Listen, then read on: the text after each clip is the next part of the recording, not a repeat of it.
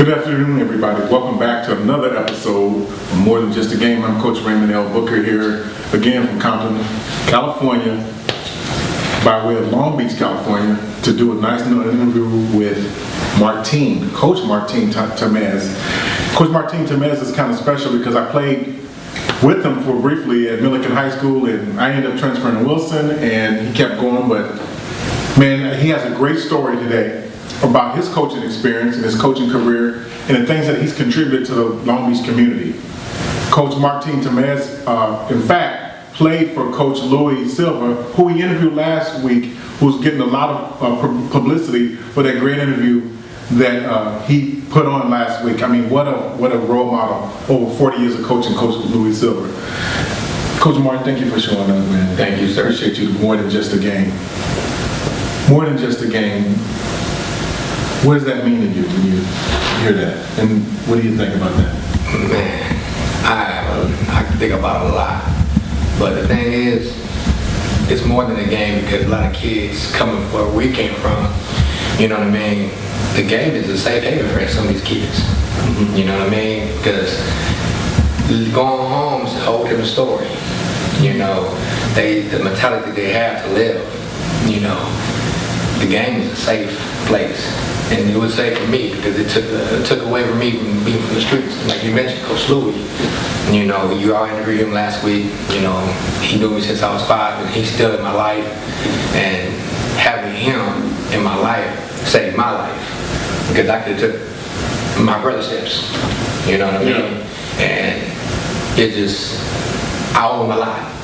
You know, just him, and it's like coaching. It's more than the game as well. We looked at it as a different figure sometimes. We take more than just a coach or role model. We take it as a mentor. We take it as a father figure. We take it as an uncle or a big brother. And I look at him to this day as an uncle to me. He's not just Coach Louis no more. The original name was Coach Big Louis. Okay. His son is Little Louis. You know what I mean? I still call him Big Louis. And you know what I mean? Because I grew up to that man like that. And see him still doing to this day, it is amazing. You know, he looks good too. Oh yes, very good. You know, it just to see his footsteps and trying to go behind his footsteps, it's hard because he's leaving big footsteps for us to fulfill. But you know, he's an amazing man. And you know, like you said, playing against you in '91. You know, you was at Wilson, I was at Milliken. I think that was the best game I ever had in the morning. You know, even though y'all beat us by 3 points, yeah. But you know, it was just amazing game because the Moore League doesn't have that no more. The competition wise, it's just pop, and it's always been like that.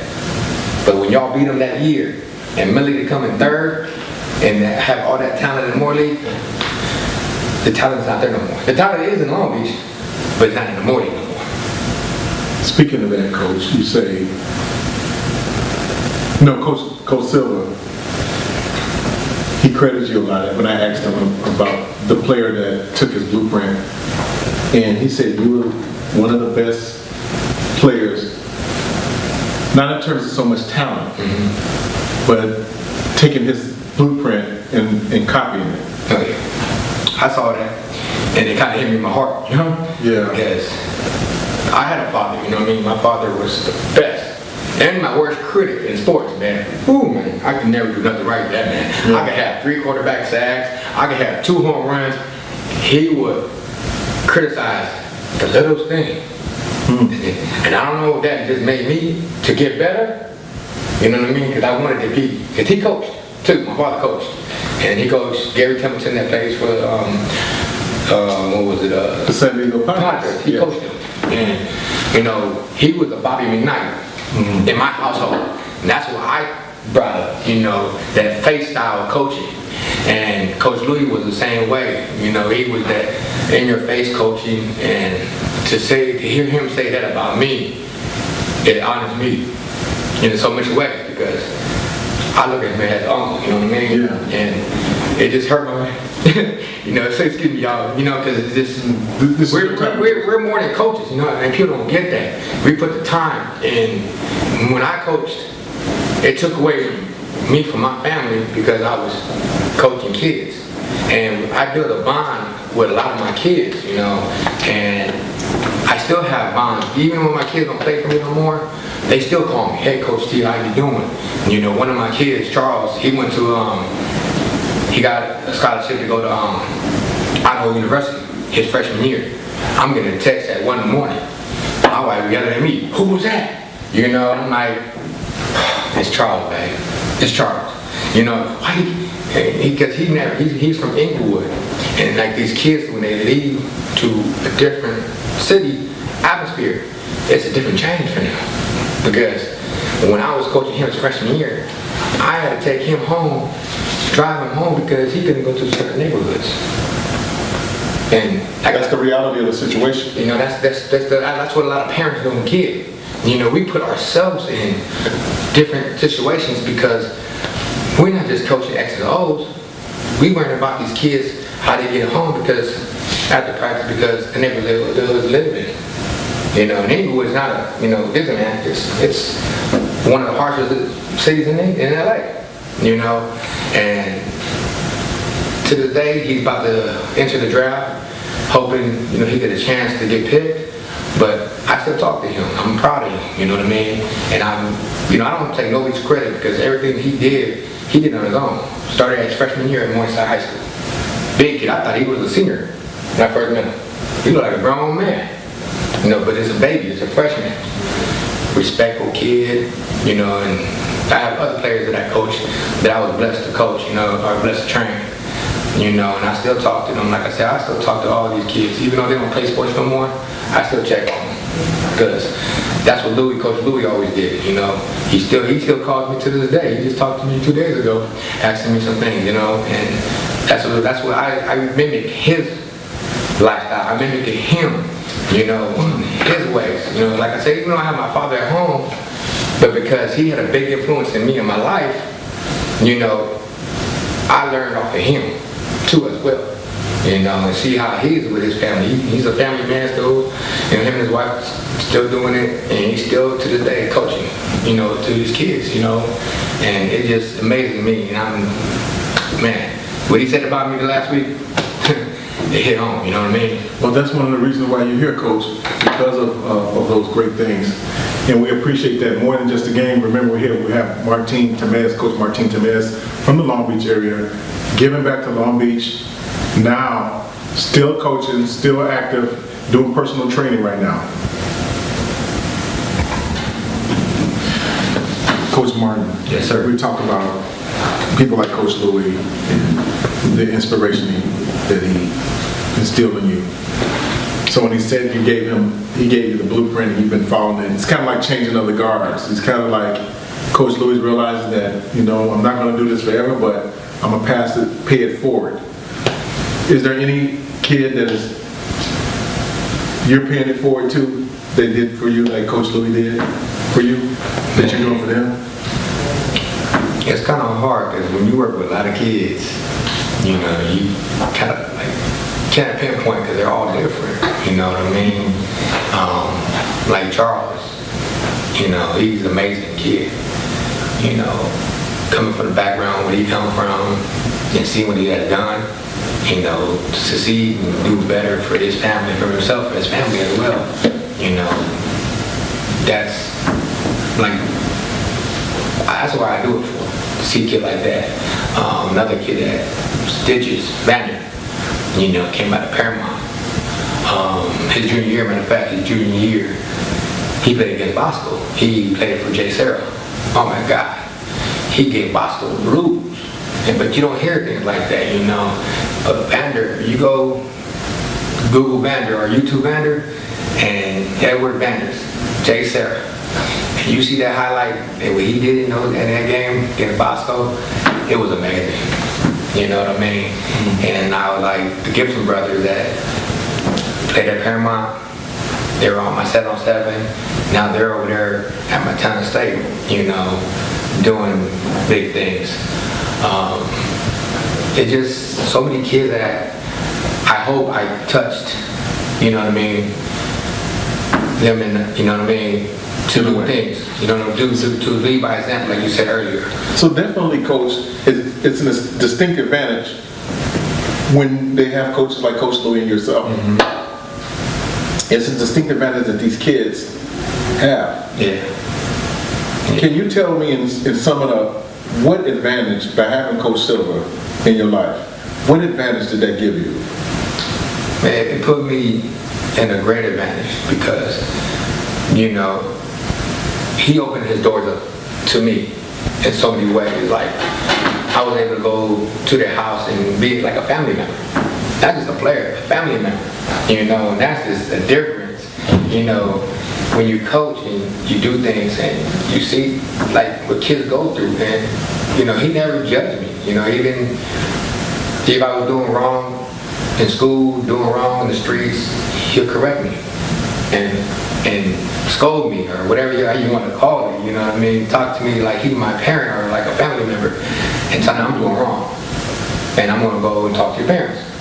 You know, and that was just how he was. And you know, even my senior year in high school, he came to our game, you know, and he was just telling me how proud he, you know, after the game he was of me, you know, talking to me and Frank, you know, because me and Frank played with him since we were like 6, 7 years old. To see both his plays out there, even Brian Porter, you know what I mean? Yeah. And we, you know. That's the name from the past. Yeah, you know, Coach Louis had, I'm not going to lie, Coach Louis on that game with me and you playing Milligan Wilson, he had 7 players out there.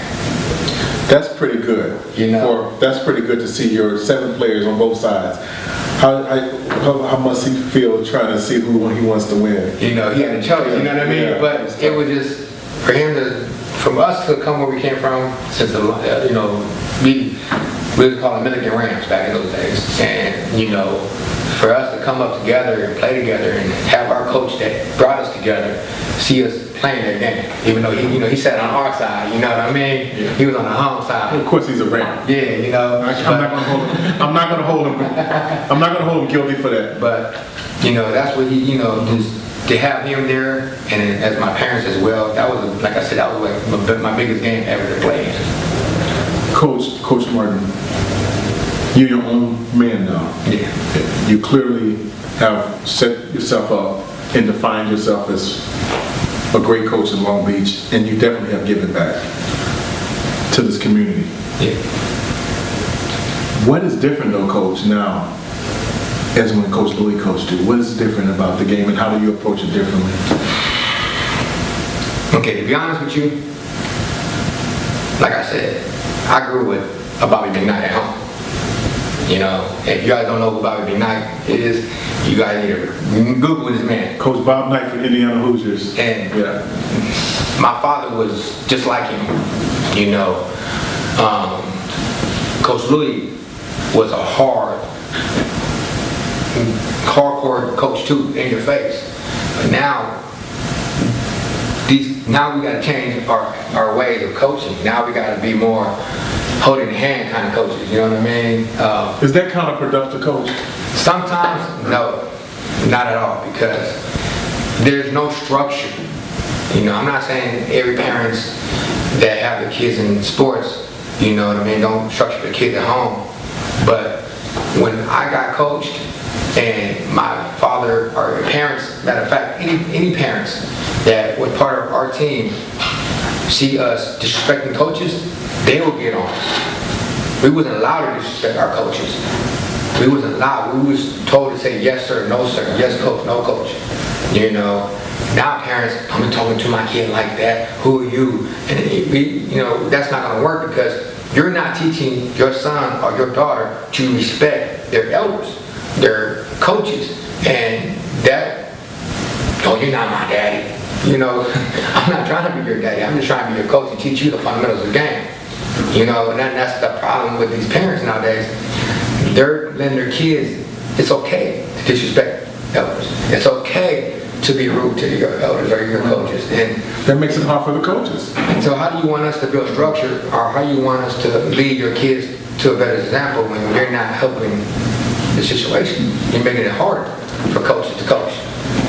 So saying that, Coach Martin, you know, you see the lack of appreciation that, just digs at us as coaches and a lack of respect. But a sign of the times with social media and all of this, Coach, these kids have a lot against them. So we didn't have that when we were younger. We didn't have social media. We didn't have, our coaches were allowed to do more than just yell at us. They would, sometimes hit you upside the head. And one of my coaches actually whooped us. Not like spanking, but he, pat us like, hey, get in line. So now, coaches are so apprehensive to even want to discipline because we don't want the repercussions. But you can't coach like that, Coach, right? No, you can't. You got the coach's hands tied. Coach Martin, we touched a lot. We talked about a lot. Yes, sir. Thank you for your, like I said, thank you for all you've done for the community, team at Inglewood, and training. When they say coaching the fundamentals, what is the key, Coach, to teaching fundamentals? We know what fundamentals is, the basics. And maybe you can touch on that because maybe that certain parents don't even know that to certain people. But what is the key to teaching it? Key to teaching it, that it's real hard because you got the kids that have the fundamental already, and then you got kids that don't know what a fundamental is. So you have to separate those two. And the kids that need the fundamental, they need to break down every step what they need to do. It's not just fast feet or quick feet or how fast the kid is. No, it's just about body control. You don't have body control, you just wasting time. You need to go back to the first step, is learn how to work with your feet. Because your mind is the one who controls your feet. Right, exactly. You know what I mean? Your mind. Nobody talks about that. It's your mental. I see a lot of training where I tell my kids, stop. I don't care if you're watching the ladders. Stop watching the ladders. Because when you play football, you watch the grass. Who you watching? The player. You watching the play. So when you run, you want to run right. Your head gonna tell your feet go right. But you're not gonna look at the grass and look this way. So I have my players to not look at the ladders when they do drills. Or any drill they doing. Let your mind control your body. Coach Martin, that's one excellent point that we as coaches have to instill in the subconscious, because as you're teaching the fundamentals, it's the subconscious talent that you're teaching the kids. The subconscious talent is it's very easier to build off the subconscious talent than raw talent. Raw talent will only take you so far, but the subconscious talent, the subconscious talent that the coaches teach is what you can build on. That is one excellent point, Coach Martin. And coaches that's been on 5 years, 10 years, don't think you can ever stop learning. Keep going to camps. Keep watching stuff like this, more than a game. Keep getting better, but work on the kids' mental, because the mental is what keeps them focused, and it will build a foundation for the fundamentals. Coach Martin, thank you for that. I appreciate it. When you look back at a time, it was tough times, Coach, when we were growing up in the 90s. We had the civil unrest, we had Rodney King, we had a lot of racial problems. Long Beach, was we could sit here all day and see what happened in Long Beach. The Latinos against the Cambodians, the black on black, black on Hispanic. When you look at that kid back then, Martin, what would you say to him now? How did he get through it? Man, me being Latino, yes, I'm Latino. Yo hablo español también. You know what I mean? And muchas gracias. And growing up around majority black family members, I got looked at differently. The way I talk, the way I act, I'm like, you mimic who you're around. Social learning, right? You know what I mean? So right. I was just different. And growing up in Long Beach, it was really not about gangbanging. It was about racial tension. So Long Beach I think Long Beach has almost, it's everybody's in Long Beach, every culture, right? Every culture. We're Long Beach is Samoans, Tongan, black, Asians, Cambodians, Chinese, Filipino, Mexican, Salvador. I could go on and on, but that's just what Long Beach was about. Other neighborhoods around us, other cities, it was more gangbanging. But Long Beach, it was a racial attention. And it still is to this day. That's what we as men need to come back to our own community and break those barriers. You know, if me and you can get along, we both do two different cultures, it can be done. I was blessed to look at the black culture, man, and see the soul food, man. I love, you can cook me some hot white cornbread, some mac and cheese, some fried chicken, and we can call it a day. I was blessed, and my friends would come to my house and try to eat my mama's cooking, you know, the tamales, the tacos, the burritos, or whatever, you know, and my friends was blessed to learn my culture, you know, and we don't show that to other people because other people don't get it, you know, what's going on, just like football.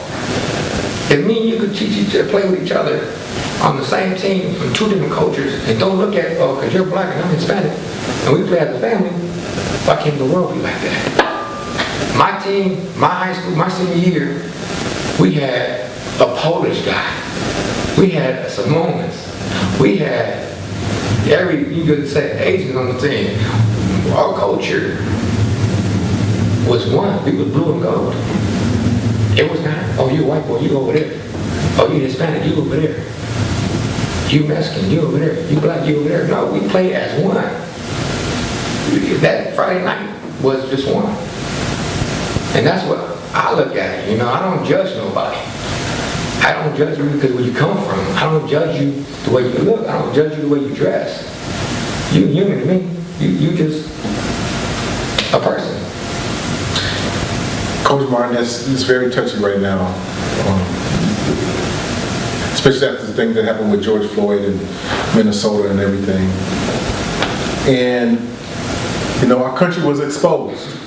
We was exposed to not only ourselves, but we was exposed to the world. And then we have these football games and these basketball games and these baseball games with different races, different cultures. And the only thing that really matters on the playing field is the color of your jersey. So, sports is an example of what it could be like. And we lived in a perfect world.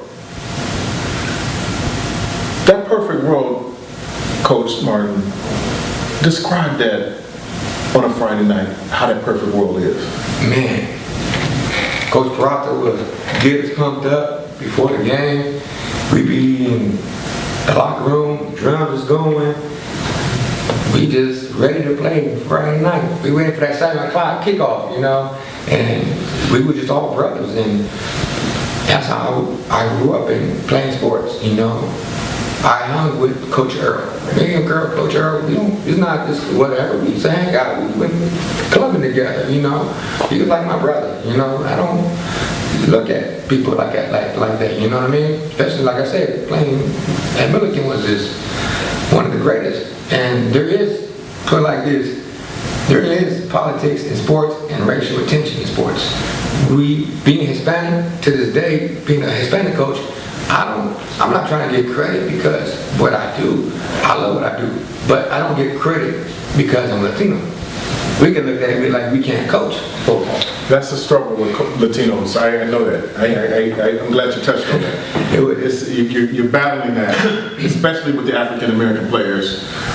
What is your way to deal with that, Coach? I mean, that has to. The craziest thing, because, you know, my partner, Coach Louis Jr., you know, Coach Louis' son, we got a team together, and that team was mixed. Majority were black, but we had Hispanics and a white kid. We went to UCLA 707, and we got looked at different because we were Hispanic coaches. We won the championship. We beat top high schools out there, and a couple weeks later, there was an article. A guy from Orange County. You know what they mean when you call us thugs, you know. They can't really say it on social media, calling us out our name, but, you know, it made me mad, but it made me proud because it just showed you Latino coaches can't coach. Right. You got great Latino coaches. You got Coach Ansich for St. Paul. You got Coach Art Tabazon for Milliken, Coach Louis. I mean, you can keep going on and on with Latino coaches that never get the credit, and that was one of the reasons why I wanted to talk to Coach Louis.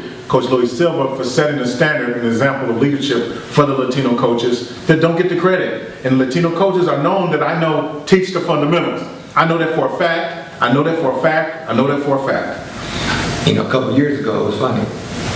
We took another team, and this team, we just picked who wanted to play for 7-on-7. Whoever wanted to show up. You want to play? No tryouts. Whoever came up, 10 players, 14 players, we take these kids. So I got maybe 9 players came. 2 played 7-on-7 before. There was 4 that played football but never played 7-on-7. And 1 kid never played football, Asian kid. It was so funny because mom was like, you know, I want him to learn, but she didn't, you know, the parents are like, I don't know about football for my son because, you know, he never played. So I'm like, bring him, you know. So we worked with these kids. We took them to a tournament at a university, Christian University, I think it was. No, it was, I forgot, it's a Division III school. Okay. So we took them out there and we played against Slaughterhouse. We lost our first game. Second game was Slaughterhouse. That's Snoop League. Coach Snoop coached that team.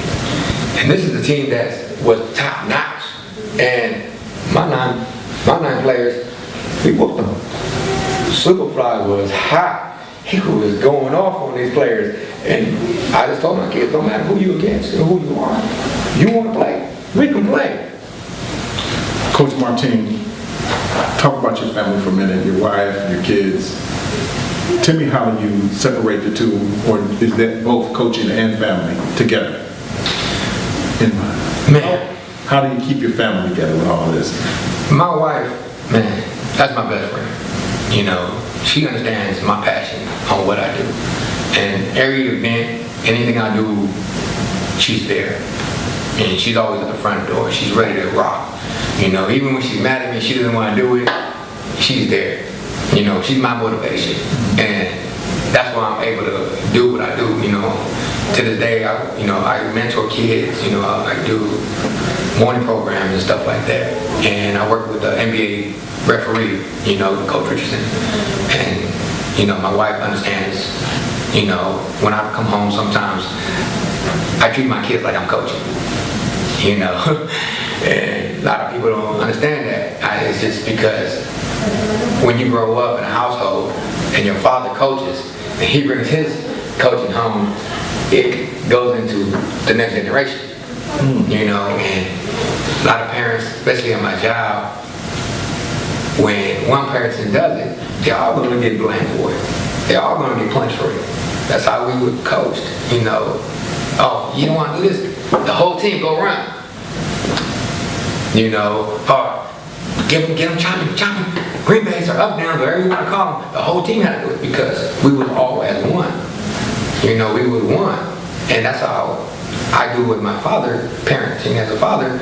You know, my kids, I'm on my kids because I tell my sons, I want them to be better than me. You know, it's just the point that I don't see me as a failure on the things I have done or I've been through. It just taught me how to be a better man, a better person, a better husband, a better son. You know, that's what I learned from growing up where we come from. You know, and like I tell my sons, I have a son who's autistic. Me too. You know, he would never understand what we go through or what I go through. You know, he would never have a noble life. I have one too, Coach. You know, but to see him wake up every morning smiling, ready to go, that's pushing me up. That makes me to do what I do, to be a better father, to provide for him. You know, and people don't understand, we're more than coaches as well. We are fathers. We have kids of our own that we have to deal with, you know. And my life is not easy, but I make the best of it. You know, I get up every day, and my athletes be like, Coach, why are you out there still running? Why are you running for? I run because I'm in competition with myself. At 45 years old, with bad knees, a bad shoulder, a bad elbow, bad hands. But it just wasn't better than me. My father and coach, pain is just in your head. You know what I mean? You could play through pain. You know that. You know, any coach that played the game, we played through pain. You know, and it's just, I tell my players, I could run 4 miles, I could run 7 miles without taking a water break. Because my father in my head was telling me water was for weenies. You rest when you get home. Or if you hurt or you're injured, go home and get a hug by your mama. Let your mama baby you. And this is my father telling me. So if I have to go to work and I'm not feeling good or I'm in pain, I'm gonna still go to work. Because why? Every morning that we wake up, we got people looking at us to take care of them. Mm-hmm. Every day, we don't get a break. Your father, you don't get a break. Your mother, you don't get a break. We got people looking at us every morning when we get up, and we have to take care of it. And as parents that don't understand that, because we coaching out there 2 hours a day, we still got family issues at home. And coach. You know, and not everybody's family home is happy-go-lucky. You know, and I want to thank you, Coach. I want to thank you. You know what I mean? Sorry for getting low. No, sentimental, but you know, this is your time. This segment is all about you and what you've done in your career, and this is your time, Coach. And it's more than just a game. And I want to share about my son being autistic. What hurts me the most is that all the talent and all the skills I taught other kids, I can't give it to my own son. Irony, that's the irony and the twist of being a coach. That the very person that you want to give it to, you may not be able to do that. Let that sink in your head for a minute, more than just a game audience, and grasp that. I'm not saying that from a place of bitterness. I'm just saying it from a place of understanding how important coaches are. We have Coach Martin Tamez here from Long Beach, a veteran for 20 years coaching in the Long Beach community, helping out in Inglewood. You hear his story. We'd like for you to hear more stories in the future by donating money and donating to this cause, more than just a game. You'll see the address by our production crew. Clay, we're putting that up there shortly for you to see where you can donate and send your checks payable to More Than Just a Game, Coach Raymond L. Booker, to help these coaches keep going and keep the legacy going and hear their story. We're not just stopping here with Coach Martin and Coach Earl and Coach Double A and Coach Weston, those guys that we've coached in the past, Coach Louis Silva. We're going to keep going to Vegas. We're going to go across this country. We're going to go everywhere, hearing these coaches' stories, giving them their moment, giving them their immortality. I'd like to thank you on behalf of the production crew again, all our staff, for More Than Just a Game. Till the next episode, so long everybody.